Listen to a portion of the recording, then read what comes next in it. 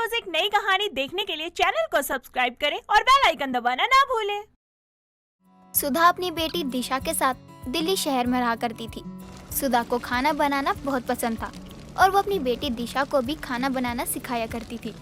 ऐसे ही एक दिन सुधा को उसके मायके से कॉल आता है और सुधा टेंशन में अपनी बेटी दिशा से कहती है, दिशा, तेरी नानी का कॉल आया था, हम दोनों को बुला रही हैं। मैं सोच रही हूँ कि पहले मैं चली जाऊँ, फिर तू बाद में चली आना।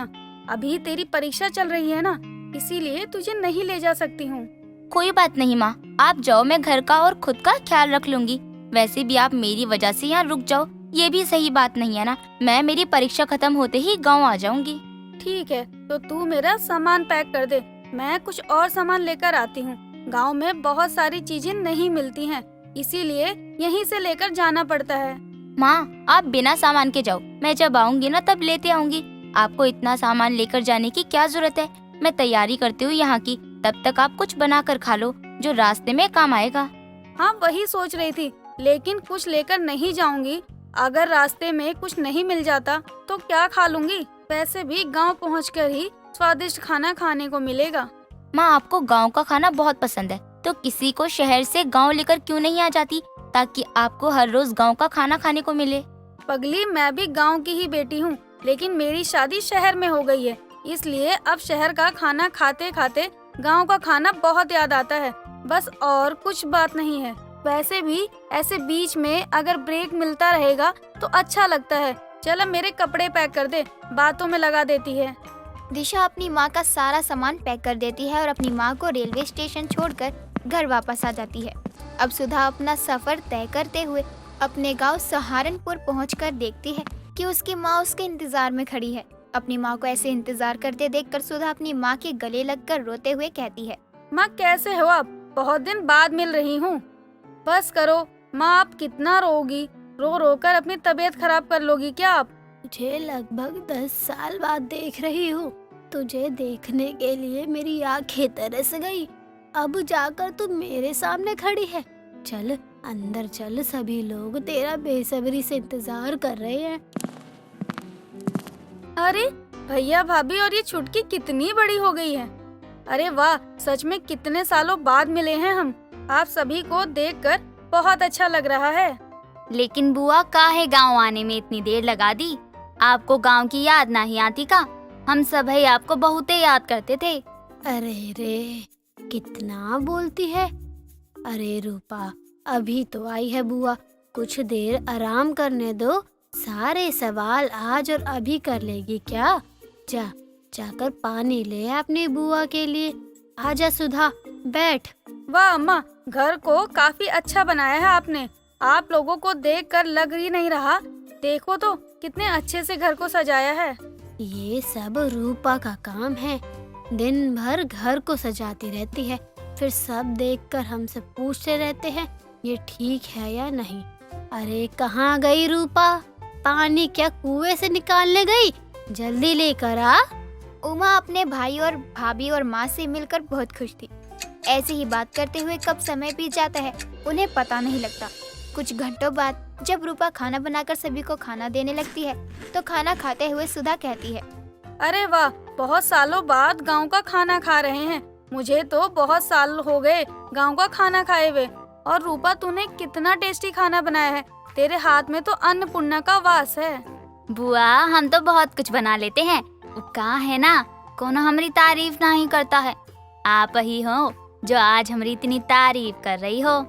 का रे रूपा, काहेले इतना बोलती है? जाकर दाल लेकर आ। तुम्हारा हाथ का सबसे अच्छा ऊका का बोलते हैं। डिश बोलते हैं बाबा, अब ही लात है हमरा हाथ का स्पेशल डिश। खाकर देखना बुआ, तोहरा शहर का दाल भूल जाओगी। अरे वाह, इतना टेस्टी खाना बनाती है। अगर मुझे अच्छा लगा ना तो मैं तुम्हारे दाल की रेसिपी ले जाऊंगी और शहर में बनाऊंगी और खाऊंगी भी। का बुआ, तुम भी ना हमको बहुत शर्मिंदा कर देती हो। खाना खाओ, हम अभी दाल लेकर आते हैं। हाँ, रूपा बिटिया बहुत ही खास दाल बनाती है। हमको तो बहुत पसंद है उनके हाथ की दाल। पता ना क्या डालती है दाल माँ। का डालेगी? बस अपनी पटर पटर और अपने लोगन का प्यार। और सुधा, तुम्हारी बिटिया काहे नहीं आई? वो भी बहुत ही बड़ी हो गई होगी ना। वो अपनी परीक्षा खत्म होने के बाद आएगी, बस 2 दिन की बात है। उसकी परीक्षा खत्म होते ही वो आ जाएगी। का आपकी बेटी ओ हमरे मतलब दिशा दीदी आ रही है ना, हम अपना पूरा गांव घुमाएंगे, देख लेना। और हम भी सहरिया जैसे लड़की की तरह ना फिटफाट बन जाएंगे। रूपा की बात पर सभी लोग हंसने लगते हैं। हंसी मजाक में 2 दिन गुजर जाते हैं और अब दिशा भी अपने ननिहाल जाने के लिए अपने घर से निकल पड़ती है। दिशा को लेने उसके मामा मामी, नानी और माँ रेलवे स्टेशन पर आए हुए थे और घर में रूपा अपनी शहरी पोशाक पहनकर अपनी बड़ी बहन दिशा का इंतजार कर रही थी। सभी घर पर पहुंचकर रूपा को देखकर दंग रह जाते हैं। तभी उमा देवी रूपा से कहती है, हे भगवान, ये क्या पहनी हो तुम? कैसे जोकर की तरह दिख रही हो। जाओ जाओ जाकर कपड़े बदलो, बिल्कुल ही अच्छी नहीं दिख रही हो। का बात करत हो दादी, हम पे तो सब जचता है। हमको मालूम है हम बहुत ब्यूटीफुल दिख रहे हैं। और बताओ दिशा दीदी, कैसे लग रहे हैं हम? बहुत अच्छी लग रही हो, सब कुछ ठीक है, बस तुम्हारा टॉप थोड़ा कलरफुल हो गया। अच्छा, हम खुद ही ढेर सारा फुल वाला टॉप लिए हैं, हमको तो बहुत ही बढ़िया लग रहा है। वैसे आप काहे अपने शहर के कपड़े नहीं पहने? आपको देखने के लिए तो हम कब से बेसब्र थे, लेकिन आप तो फुल गांव के लुक में आए हो। हाँ, मुझे ऐसे ही कपड़े पहनना अच्छा लगता है और मैं बचपन से ऐसी ही हूँ। बस बस, बहुत बात हो गई, बाकी बातें बाद में कर लेना। अब दिशा को मुंह हाथ धो लेने दे, भूख भी लगी होगी इसे। हाँ बिटिया? हाँ नानी माँ, मुझे भूख तो बहुत लगी है, लेकिन आपने क्या बनाया है खाने में, ये तो बता दीजिए पहले। हमने बनाया है आज का पूरा खाना, दाल भात और सब्जी। और दाल ना हमरे हाथ का खा कर देखो, मजा आ जाएगा आपको। हाँ हाँ जरूर खिलाओ, तभी तो पता लगेगा ना कि कैसा बना है। तुम्हारे हाथ का दाल चावल पहले टेस्ट करूंगी, फिर बताऊंगी। ओहो, अब आपको हम सिखाएंगे दाल कैसे बनती है। वाह, हम गांव के हैं और आप हमें खाना बनाना सिखाओगे। दिशा रूपा की बात को सुनकर हंसते हुए अंदर चली जाती है और फ्रेश होकर खाना खाने लगती है। खाना खाकर दिशा सबके साथ बैठकर बातें करते हुए रूपा से कहती है, रूपा दाल अच्छी बनी थी, लेकिन उसमें हींग की कमी थी। अगर हींग डाल देती तो खाने में मजा ही आ जाता। सच बताऊं तो दाल ज्यादा गल गई थी, बाकी नमक मसाला तो सब ठीक है। ए दादी सुनत हो, का बोल रही है तुम्हारी नातिन? बोल रही है हमको दाल बनानी नहीं आती। लो, अब हमको शहरी के लोग सिखाएंगे खाना बनाना। दिशा दीदी, आपको खाना बनाना आता है का, जो आप हमको बता रही हो? शायद आता है, शायद नहीं भी आता हो, लेकिन थोड़ा बहुत तो बना ही लेती हूँ। शायद तुम्हारे खाने से कम स्वादिष्ट बनता हो। अरे दिशा दीदी, दिल काहे छोटा कर रही हो?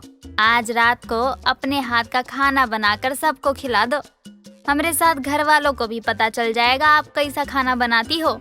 ये क्या बात कर रही हो रूपा? दिमाग में कुछ हो है कि नहीं? और अम्मा क्या है, आप क्यों कुछ नहीं बोल रही हो ये रूपा को? अरे भैया, दोनों बहन की बात है। अगर दिशा खाना बनाना चाहे तो बना सकती है, मुझे कोई परेशानी नहीं है। ये लो, बात बिल्कुल साफ हो गई। अब का है, चलो दिशा दीदी, आज रात तुम और हम मिलकर खाना बनाते हैं, अपना अपना, और सबको टेस्ट करवाते हैं कि क्या बोलती हो आप। ठीक है, फिर बता दो कि क्या क्या बनाना है खाने में, ताकि मैं अभी से तैयारी कर सकूं, सोच सकूं और कि मुझे खाना कैसे बनाना है। दिशा और रूपा के बीच अब गांव वर्सेस शहर की दाल की बात हो गई। अब दोनों बहनें दाल चावल बनाती हैं। दोनों मिलकर अपना अपना खाना सभी के सामने रख देती हैं। सभी लोग दिशा का बनाया हुआ खाना टेस्ट करते हैं।